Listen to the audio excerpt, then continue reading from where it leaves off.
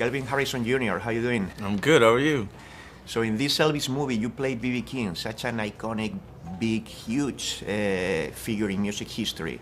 But how was he related to Elvis? Well, you know, he was someone Elvis was inspired by when he would come to Club Handy on Bill Street and sneak in. He was that, you know, BB would be like, that's that one white kid that really likes it. But also they became friends over time. They liked each other's style. They liked each other's boldness and what they were trying to create as artists.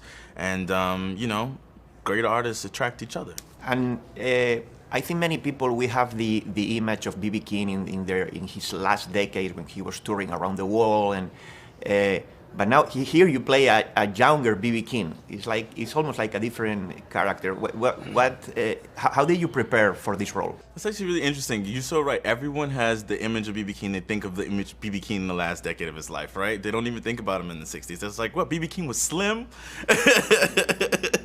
And so I think it was it's trying to give something that people do recognize. And so you pull from like BB as I don't think people when they're older are that different from when they're younger. So you'll pull like small little facial expressions that maybe remind you of the BB King you know, but having that charisma and that spirit and that easiness, that cool charm and laid backness that BB's always had, with this very thoughtful, concentrated mindset and focus. And I think that's where the business aspect comes from. That's how you get the youthfulness, because when we're younger, we're a little bit more aware, you know, or maybe a little bit more paranoid, maybe. And what did you learn about these both figures, Elvis and B.B. King, that you didn't know researching for the movie? I didn't even know they were friends. I did not know that. I was actually surprised when I was told that there was scenes about Elvis and BB being friends. I was like, are we making some stuff up?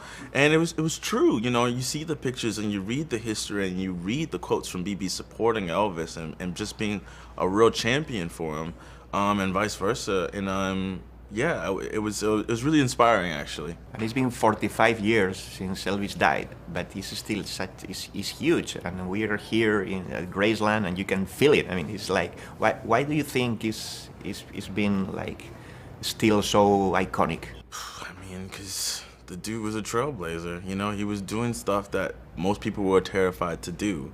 I think that, you know, what the movie does really well is that it really shows him in a way, it shows how brave he was to kind of step outside of what the Colonel was suggesting or any of the advice he was getting about how to conform into these like boxes.